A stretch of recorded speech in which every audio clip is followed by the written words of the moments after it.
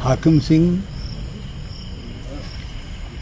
अपने साथ भाजपा को लपेट चुका है और जो साक्ष्य आए हैं उन साक्ष्यों के आधार पर ये निर्विवाद तरीके से सिद्ध हो चुका है कि हाकिम सिंह ये सारे तंत्र का एक पुर्जा है। इस पुर्जे का संचालन कुछ बड़े लोग कर रहे हैं। मुख्यमंत्री के घर के बाहर खड़े होकर हरीश रावत ने हाकिम सिंह के बहाने भारतीय जनता पार्टी को घेरा और सवाल सिस्टम पर भी खड़े किए। परीक्षाओं में गड़बड़ी, भ्रष्टाचार, धांधली का मामला उठाकर पूरे के पूरे तंत्र को सही करने की नसीहत भी धामी सरकार को दी।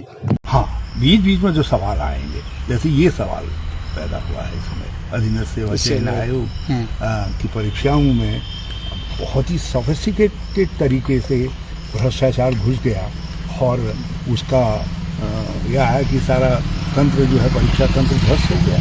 तो ये इस तरीके की जो हालात है उन पर हम जरूर चाहेंगे कि सरकार दृढ़ता से काम करे। नहीं करेगी तो कांग्रेस अपनी पूरी ताकत से सरकार के विरोध में।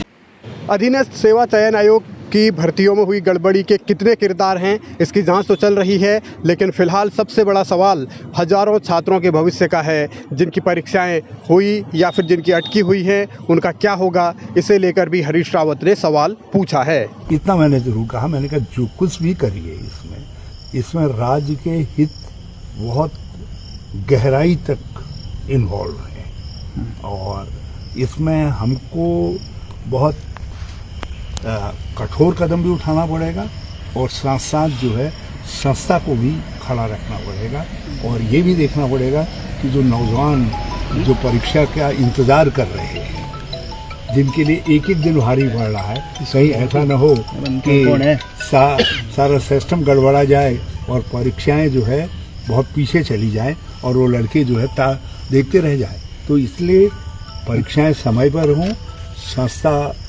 की सफाई भी हो और इस मामले के अंदर ये संदेश जाए कि जो भी दोषी है, जिसने भी जो भी इसमें इन्वॉल्व हैं, वो कितने ही बड़े क्यों नहीं हैं, उनके खिलाफ कार्रवाई होगी करके। और मुख्यमंत्री ने हमारी बात से सहमति जाहिर की और बल्कि एक कदम और आगे बढ़ करके उन्होंने कहा कि मैं चाहता हूँ कि ये एक एग्जाम्पलरी पनिशमेंट लोगों को मिले।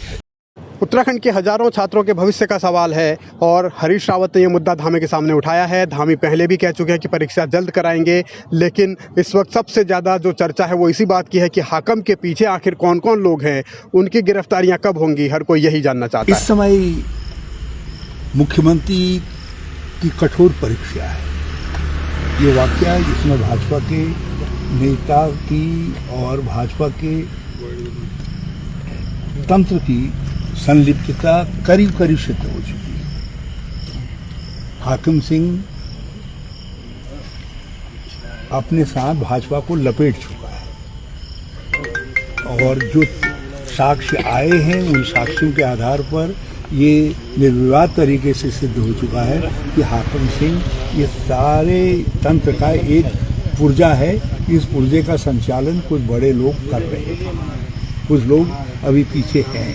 तो मुख्यमंत्री के लिए भी एक इम्तिहान की घड़ी है और मैं इसको अपने लिए भी, राज्य के लिए भी एक इम्तिहान की घड़ी है। यदि हमने ठंडे दिमाग से दृढ़ निर्णय नहीं लिया, मैं दोनों बात कह रहा हूँ, ठंडे दिमाग से विवेकपूर्ण तरीके से कोई दृढ़ निर्णय नहीं लिया, कहीं भी गलती कर दी, चूक कर दी, तो उससे हमारे बच्चों के भविष्य पर असर पड़ेगा।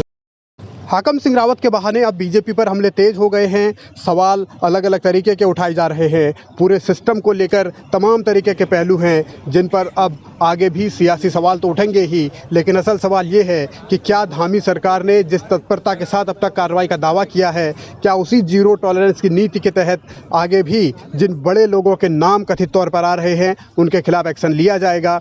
क्या इस मामले पर राजनीति करने का मौका धामी खत्म कर पाएंगे?